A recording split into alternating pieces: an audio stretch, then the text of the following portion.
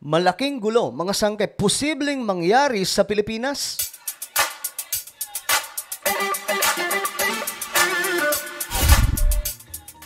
Bago tayo mag-umpisa mga sangkay, pakisubscribe po muna yung ating channel. Sa baba ng video na to, i-check nyo lamang mga sangkay, makikita nyo po yung subscribe button. Pindutin nyo lamang po yan, tapos i-click nyo yung bell at i-click nyo po yung all. At kung kayo ay nanonood sa Facebook, huwag nyo pong kalimutan na i-follow ang ating Facebook page. Okay, mga sangkay. Eto na nga. Pag-usapan po natin itong malaking banta ngayon sa ating bansa. Isipin na naman ng iba, baka digmaan ito. Well, iba po sa mga sangkay sa digmaan. Eto kasi ang nangyayari ngayon, okay? Aklaruhin ko lang wala na po ako sa politics, hindi na I'm not part of any political, mga sangkay, yung mga galawan ng politika na may mga vlogger na kumakampi kay ganito, mga vlogger na kumakampi kay kung sino-sinong mga politiko. So wala na po tayo doon, mga sangkay.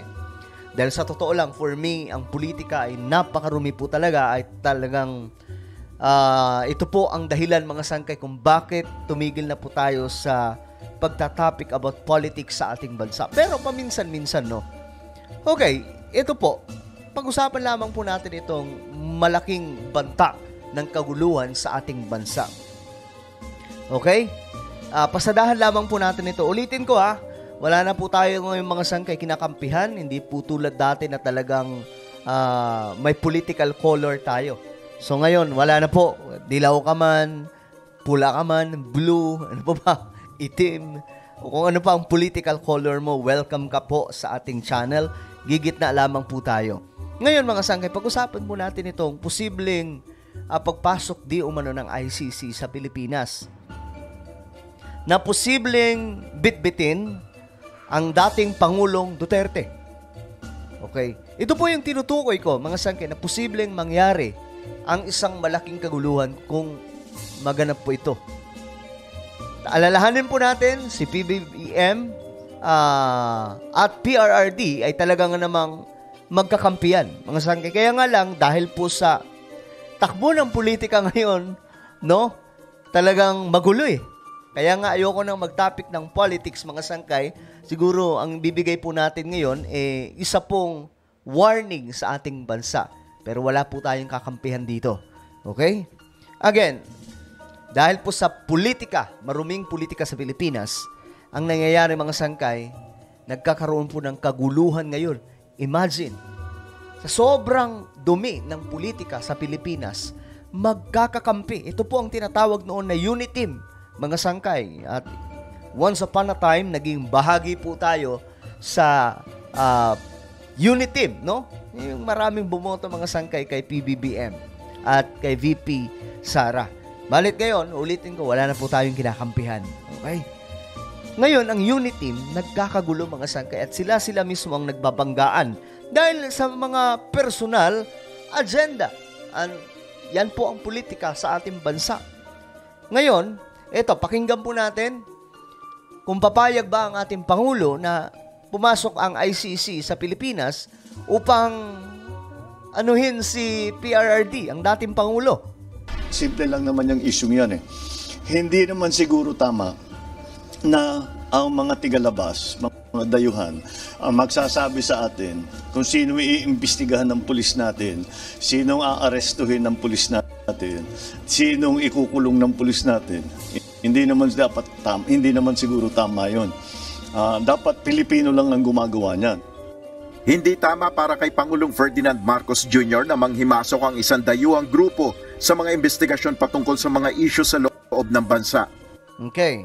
So, klinaro na po ng ating presidente na bagamat pinag-aaralan ngayon mga sangkay ang posibleng pagpasok ng ICC sa ating bansa, klaro pa rin po ang opinion, saloobin ng ating presidente na ang saligang batas at lahat po mga sangkay na nagpapatakbo ng batas sa Pilipinas, gumagana naman. Nagpa-function pa rin, di ba? Mayroon po tayong DOJ. Okay? Mayroon din pong Supreme Court.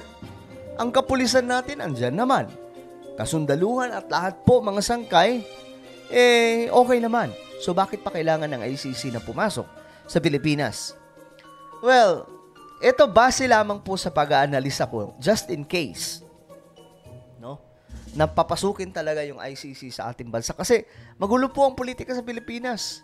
Imagine niyo magkakampi, nag-aaway-away. Saan ka nakakita niyan? Only in the Philippines and America. Sa US, ganon.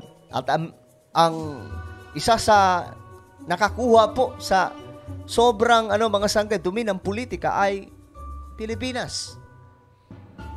Magkakakampi, dating magkakakampi, ngayon magkakaaway na. At noon pa man mga sangkay, nung nasa politics pa po ako, ito na rin po yung nakikita ko na darating po talaga ang time no na mag-aaway-away ang mga to. Kung talagang maaapektuhan itong mga magkakakampi na unit team, kung tawagin, sa dumi ng politika sa ating bansa. At ito na nga, just in case, ito na lang, gawin nating halimbawa. Just in case, makapasok po dito yung ICC. At ang judgment nila, lumabas na guilty ang dating Pangulong Duterte. So ano nga ba ang posibleng mangyari? Ako na mismo ang magsasabi mga sangkay, malaking gulo yan sa Pilipinas. Sa tingin nyo ba? Ito lang ang nakita ko lang bago yung exit ni former President Duterte. Okay? Tumaas palalo yung trust ratings ng Pangulo, ng dating Pangulo. Siya lamang po ang presidente na nakakuha nun mga sangkay na kahit palabas na po, lalo pa pong tumaas po ang tiwala ng taong bayan sa kanya. Siya lamang po ang nakakuha nun. At hindi ko ma-imagine kung darating ang time na bibit-bitin na po ng ICC itong dating Pangulo. Halimbawa na lang, talagang ang mangyari, payagan mga sangkay, makapasok ang ICC. Sa tingin nyo ba, ang mga taga Mindanao ay mananahimik? Malabo yan, mga sangkay. Kilala po natin ang mga taga Mindanao na hindi po yan umuurong sa kahit na anong laban. At ang ikinakatakot ko dito mga sangkay, baka ang pagmulan po ito ng mas matinding gulo sa ating bansa, ang dami pa naman nating problema. May problema po tayo sa ekonomiya. May problema po tayo sa merkado. May problema po tayo sa West Philippine Sea. May problema pa po tayo sa Israel mga sangkay. Maraming Pilipino ang kinuha nito mga kalaban ng Israel. Ngayon, ang daming problema ng ating bansa. Tapos biglang magkagulo. Kasi porsigido sila ngayon eh. Ito naman pong si former President Duterte, ayaw din po paawat. Pag may bato ang kalaban, may bato din po sila. Wala po talagang nagpapakumbaba dito mga sangkay. So both side talagang mainit. No? Talagang may banggaan na nagaganap. Kay Romualdez, kay Sara, kay sino pa, Gloria Macapagal Arroyo, at kabilang panig mga sangkay na mga kakampi ni Romualdez, nag-away-away po sila. Kaya nga natatawa na lang ako buti na lang, sabi ko. Isip-isip ko, buti na lang, nag-exit na ako sa politics. At least ngayon mga sangkay, medyo mas tahimik at mas payapa ang ating kaisipan. Hindi tulad dati mga sangkay na, di ba, kapag may kinakampihan ka, marinig mo lang na binato yung politiko na kinakampihan mo. Talagang, ang mangyayari nun mga sangkay, hawak ka agad ako ng mikropono, camera, open ko, tapos magbablog ka agad, tapos babanatan ko yung bumanat. Diba? Ganun po dati. Pero ngayon, medyo okay na tayo mga sangkay. So, ito lamang po yung nakikita kong magaganap just in case na talagang ipagpilitan nila na idiin si former President Duterte.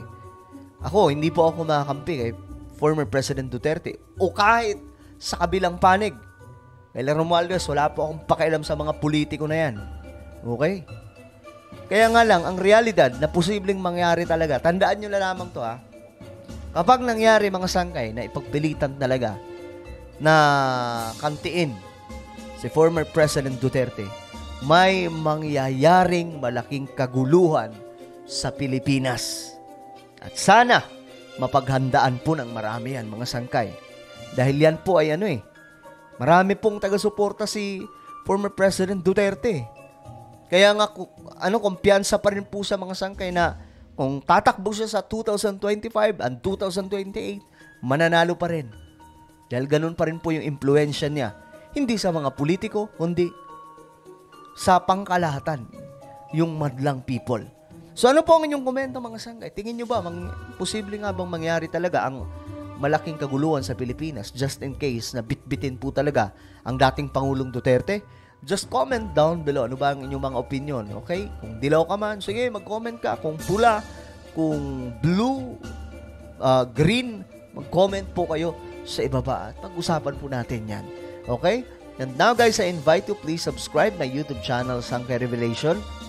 Hanapin nyo po yan sa YouTube, then click the subscribe, click the bell, and click all. Ako na po yung magpapaalam.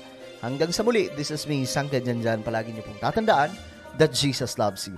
God bless everyone.